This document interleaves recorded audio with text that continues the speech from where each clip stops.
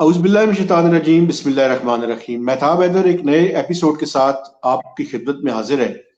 اور آج ہم نے ریکویسٹ کی ہے پاکستان مسلم لیگ نواز کے بہت ہی امپورٹنٹ لیڈر اور former federal minister for planning Ahsan Iqbal صاحب کو کہ وہ آئیں اور پاکستان کی جو موجودہ سیاسی اور معاشی صورتحال ہے اس کے بارے میں جو ہے وہ ہمارے ساتھ گفتگو کریں۔ Sir thank you very much, آپ نے مجھے ٹائم دیا۔ سر جو پہلا سوال ہے میرا آپ سے، دیکھیے آپ ان لوگوں میں شامل ہیں جو کہ سی پیک کو ایک ایم او یو اور ایک کاغذ سے نکال کر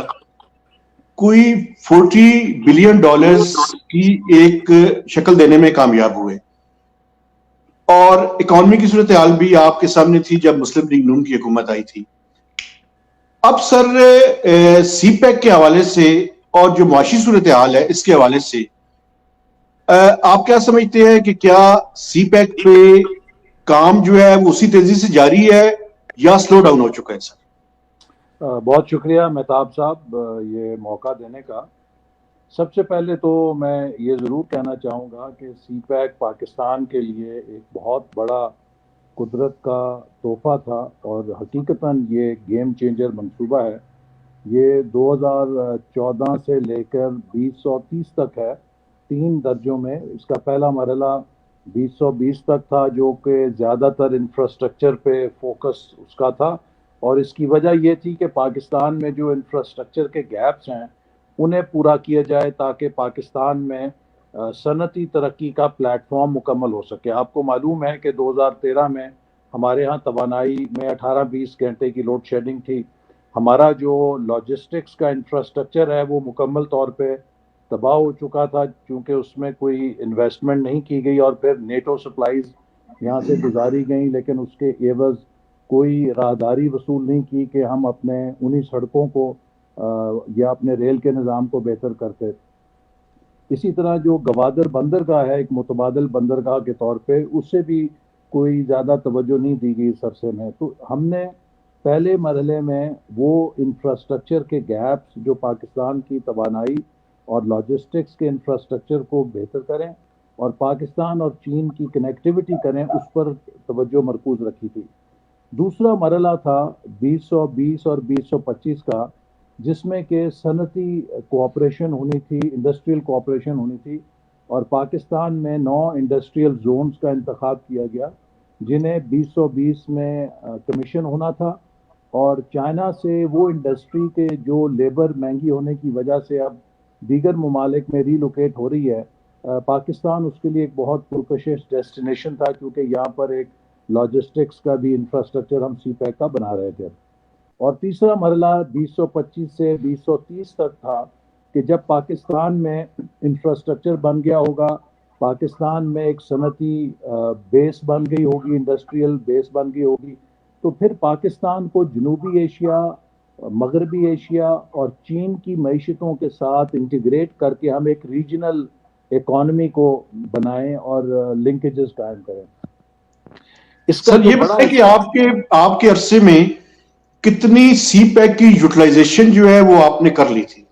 جی، ہم نے تقریباً 29 ارب ڈالر سے زیادہ، 46 ارب کے جو منصوبے تھے ان میں سے 29 ارب ڈالر سے زیادہ ہم ان کو بروئے کار لے آئے تھے، اور ملک میں وسیع پیمانے کے اوپر فزیکل انفراسٹرکچر، انرجی کا انفراسٹرکچر، اور خاص طور پہ میں ایک منصوبے کا ضرور ذکر کروں گا کہ جو پاکستان کے لیے بہت مفید تھا، وہ تھر کول کا تھا۔ ہمارے پاس تھر میں ایران اور سعودی عرب کی تیل کی توانائی کے برابر کوئلے کے ذخیرے ہیں، لیکن وہ ہم 70-72 سال سے استفادہ نہیں کر سکے تھے، چونکہ ہمارے پاس فائنینسنگ نہیں تھی کہ وہاں پہ کول مائننگ کے پروجیکٹ کو فائنانس کریں، وہاں پہ پاور پروجیکٹ کو فائنانس کریں۔ تو سی پیک کے ذریعے ہم نے اس منصوبے کے لیے فائنینسنگ فراہم کی حکومت سندھ کو، جس کا نتیجہ یہ نکلا کہ آج تھر میں پاکستان کو سستی ترین توانائی اپنے ہی خام مال سے، جو اپنا کوئلہ ہے اس سے بنانے کا موقع مل رہا ہے، اور مائننگ بھی ہوئی اور پاور پلانٹس بھی لگ رہے ہیں۔ تو ایک ایسا قدرت کا تحفہ جو 72 سال سے دفن تھا، ہم اسے بروئے کار لانے میں کامیاب ہو گئے۔ اب دوسری چیز جو ہے وہ یہ ہے کہ سی پیک کی کامیابی کے لیے دو دیگر جو فیکٹرز ہیں، چونکہ دیکھیے سی پیک کوئی خلا میں نہیں بنتا، ایسے بڑے منصوبے ویکیوم میں نہیں بنتے، یہ آپ کی معیشت کی جو ریالٹیز ہیں، میکرو اکنامک سٹرکچر ہے، اس کے اندر انٹیگریٹ ہونا ہوتا ہے۔ اور دوسرا یہ ہے کہ اس کو ایک سیف انوائرمنٹ چاہیے ہوتی ہے سیکیورٹی کی، تو ہم نے ان دونوں چیزوں پر کام کیا، ایک طرف سیکیورٹی کو امپروو کیا اور دوسری طرف جو میکرو اکنامک فریم ورک ہے اس پر بھی توجہ دی، اور پاکستان کی معیشت آپ نے دیکھا کہ 3% سے تقریباً 5.25% تک ترقی کرتے ہوئے پہنچ گئی۔ اور جو ڈیولپمنٹ بجٹ ہے، چونکہ ہمارا ٹیکس کلیکشن دگنا ہوا تھا 2,000 ارب سے 4,000 ارب، ہم ڈیولپمنٹ بجٹ کو بھی 300 ارب سے تقریباً 1,000 ارب تک لے جانے میں کامیاب ہو گئے۔ جب ڈیولپمنٹ بجٹ میں 3 گنا اضافہ ہوا تو اس سے وہ سپیس ملی ہمیں، پی ایس ڈی پی جو پبلک سیکٹر ڈیولپمنٹ پروگرام ہوتا ہے، کہ ہم نئے منصوبوں کو اس کے اندر لے کر آ سکیں، سمو سکیں اور ان پر عمل درآمد کر سکیں۔ سر آپ کا زمانہ تو بالکل ٹھیک ہے، اب یہ بتائیں کہ جب سے یہ آئے ہیں 2.5 سال ہو گئے ہیں آج، سی پیک کیا کوئی اور منصوبہ کم از کم مجھے تو نہیں پتا کہ جو انہوں نے مکمل کیا ہو، تو یہ سی پیک کا فیٹ کس طرف آپ جاتے ہوئے دیکھ رہے دیکھیے ہیں؟ سی پیک اب بدقسمتی سے مجھے کہنا پڑتا ہے کہ تقریباً سٹال کر گیا ہے، اور اس کی 2-3 وجوہات ہیں۔ سب سے پہلی وجہ تو یہ ہے کہ اس حکومت نے آتے ساتھ ہی سی پیک کو متنازع کیا، اور سی پیک کے گرد انہوں نے کنٹروورسیز کھڑی کرنے کی کوشش کی۔ جو وزیر مواصلات ہیں انہوں نے ملتان سکھر موٹر وے پر مجھ پہ ہی الزام لگا دیا کہ میں نے 70 ارب روپیہ کمیشن اس میں وصول کیا ہے، حالانکہ اس منصوبے کی جو ساری ادائیگی ہے وہ چین کی حکومت نے اپنے ہی منتخب کردہ کانٹریکٹر کو کی تھی۔ جو کمپنی اسے بنا رہی تھی اس کا انتخاب ہم نے نہیں کیا تھا، حکومت چین نے کیا تھا، اور وہ لوئسٹ بڈنگ پر آئی تھی۔ اور اس کا یہ جو وسائل ہے وہ پاکستان کے ذریعے نہیں تھے، چین حکومت براہ راست انہیں دیتی تھی۔ اگر 70 ارب روپیہ میں نے کمیشن لیا ہے، اس کی دو ہی صورتیں ہیں، یا حکومت چین نے مجھے دیا ہے، یا پھر چین کے حکومت کے پیسوں سے کانٹریکٹر نے مجھے دیا ہے۔ تو دونوں ہی صورتوں میں الزام جو ہے وہ چین پر ہم لگا رہے ہیں۔ اسی طرح ریلوے کے حوالے سے، اسی طرح دیگر منصوبوں کے حوالے سے، انہوں نے توانائی کے منصوبوں کے حوالے سے ایک کنٹروورسی کھڑی کی، جس سے کہ وہ انویسٹر جو چائنا سے آ رہے تھے وہ بدل ہو گئے، ان الزامات میں حقیقت کوئی نہیں تھی۔ دوسرے نمبر پہ جو پی ایس ڈی پی جب انہوں نے 50% گھٹا دی، 1,000 ارب سے تقریباً 550-600 ارب پہ لے آئے، تو وہ سپیس نہیں رہی کہ جس سے یہ مطلوبہ فنڈنگ کر سکتے سی پیک پروجیکٹس کی۔ اب میں مثال دیتا ہوں کہ جو مغربی روٹ ہے یہ دسمبر 2018 میں مکمل ہو جانا تھا، لیکن ابھی تک یہ مجھے نہیں لگتا کہ 2021 میں بھی یہ اسے مکمل کر پائیں گے، کیونکہ جو اس کے لیے ریلیزز درکار تھیں وہ انہوں نے وقت کے اوپر نہیں کی ہیں۔ تیسری جو وجہ تھی وہ یہ ہے کہ جو میکرو اکنامک سٹرکچر ہے وہ انہوں نے تباہ کر دیا ہے۔ آپ کی گروتھ ریٹ نیگیٹو ہو گئی ہے، انفلیشن ڈبل ہو گئی ہے، ایکسچینج ریٹ جو ہے اس کے اندر بہت وولاٹیلٹی آ گئی ہے۔ تو اب جو دوسرا مرحلہ تھا ہمارا، جو انڈسٹریل کوآپریشن کا تھا، مہتاب صاحب اس میں بزنس ٹو بزنس انویسٹمنٹ آنی تھی۔ پہلے مرحلے میں جو انفراسٹرکچر تھا وہ government to government infrastructure investment تھی، تو وہ یہ تھا کہ چین کی حکومت آپ کو سستے قرضے دے رہی ہے، آپ انفراسٹرکچر بنا رہے ہیں۔ اب جب انفراسٹرکچر بن گیا ہے اور انڈسٹریل زون چلنے ہیں، تو انڈسٹریل زون میں چین کی حکومت نے سرمایہ کاری نہیں کرنی ہے، اس کے اندر چین کی کمپنیز نے سرمایہ کاری کرنی ہے۔ اور اگر آپ پاکستان کی میکرو اکنامک سچویشن کو خراب کر دیں گے، اسے تباہ کر دیں گے، تو پھر چین کی حکومت کسی کو سونے کی لالچ بھی دے گی تو وہ نہیں آئے گا، چونکہ جو پرائیویٹ انویسٹر ہے اس کے لیے ڈیسٹینیشنز کی چوائس ہے، وہ ویتنام بھی جا سکتا ہے، وہ لاؤس بھی جا سکتا ہے، وہ میانمار بھی جا سکتا ہے، وہ انڈیا بنگلہ دیش بھی جا سکتا ہے، جہاں پر اس کو زیادہ سیکیورٹی ہے، جہاں پر ریٹرن سیکیور ہے، ایکسچینج ریٹ سٹیبل ہے، گروتھ ہے اکانومی کی، تو وہ کیوں کر ایک ایسی اکانومی میں آئے گا جو نیگیٹو گروتھ میں چلی گئی ہے، جہاں پہ بالکل انفلیشن ٹھیک کہہ رہے ہیں سر آپ۔ تو ایک سر سی پیک اتھارٹی کا بھی ایشو تھا آپ کے زمانے میں بھی، مجھے یاد ہے کہ بڑی کوشش کی گئی کہ سی پیک اتھارٹی بنائی جائے، آپ نے اس کو ریزسٹ کیا تھا۔ یہ سی پیک اتھارٹی بننے کے نتیجے میں چیزیں بجائے تیز چلنے کے سلو ڈاؤن ہو گئی ہیں۔ دیکھیے جب یہ سی پیک اتھارٹی بنانے کا مرحلہ تھا تو میں نے جو پارلیمنٹری کمیٹی ہے اس میں بھی اپنا موقف دیا تھا اور پوری کمیٹی نے میرے موقف کی تائید کی تھی۔ سی پیک اتھارٹی ایک بالکل ہی غیر ضروری اور ریڈنڈنٹ آرگنائزیشن ہے جو کریٹ کی گئی ہے، جس کے وجہ سے جو سی پیک کی امپلیمنٹیشن ہے اس میں ڈپلیکیشن بھی ہو گئی ہے، کانفلکٹ بھی ہو گیا ہے، اور ایک نئی بیوروکریسی بھی ایڈ ہو گئی ہے۔ سی پیک کو کامیاب کرنے کی بنیادی ذمہ داری متعلقہ وزارتوں کی ہے،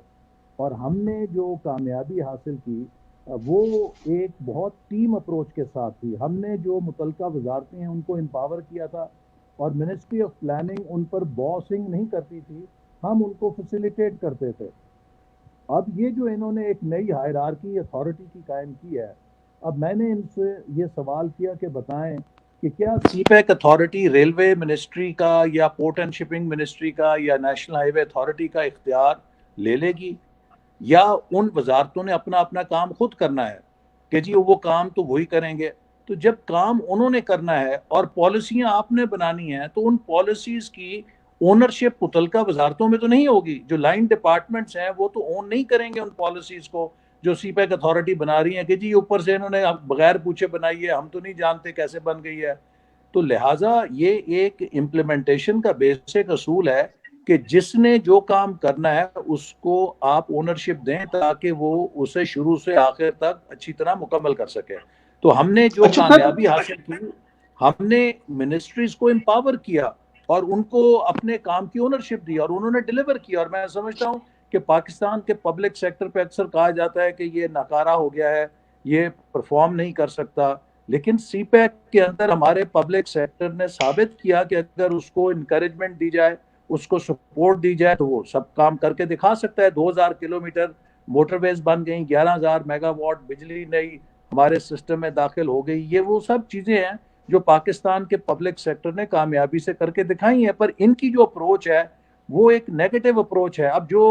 جس طرح جو اچھے منصوبے تھے سب کے پیچھے نیب لگا دی، ایف آئی اے لگا دی، سرکاری افسروں کو ہاؤنڈ کر رہے ہیں، ان کی یہ جیلوں میں ڈال رہے ہیں۔ اب ہماری جو بیوروکریسی ہے اس کے اندر اتنی سراسیمگی پھیل گئی ہے کہ کوئی افسر 5 روپے کیا 1 روپے کے دستخط پہ بھی فائل پہ دستخط کرنے کے لیے تیار نہیں ہے۔ تو بالکل ہمارے آپ ٹھیک ہاں کہہ رہے جو ہیں سر۔ انتظامی مشین ہے وہ مفید ایک ہو گئی۔ ایک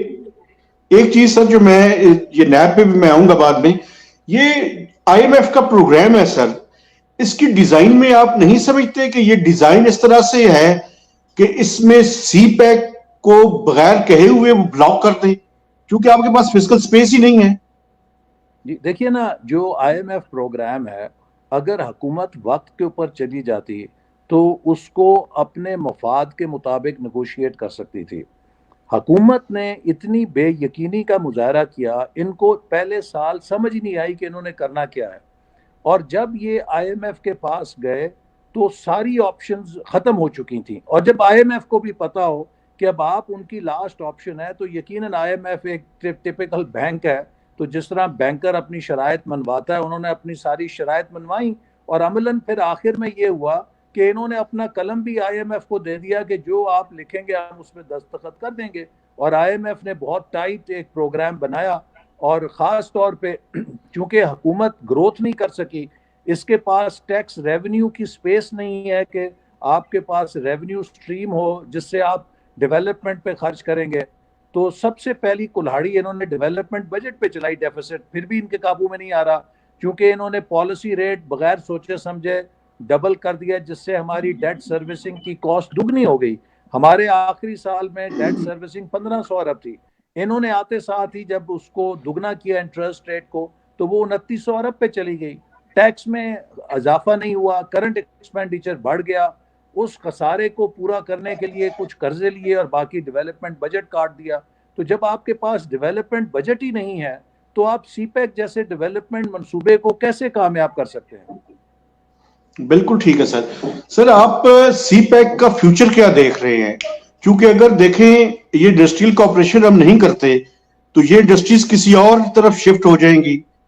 اور آپ اگر دیکھیں جو ریل کا منصوبہ تھا اس کو بھی خاصا کٹ کر کے انہوں نے جو ہے وہ اب سامنے لے کر آ رہے ہیں، تو آپ اوور آل سی پیک کا کیا فیوچر دیکھتے ہیں؟ دیکھیے جیسے میں نے کہا کہ یہ پاکستان کے دوست ملک چین کی ایک بہت بڑی پیشکش تھی،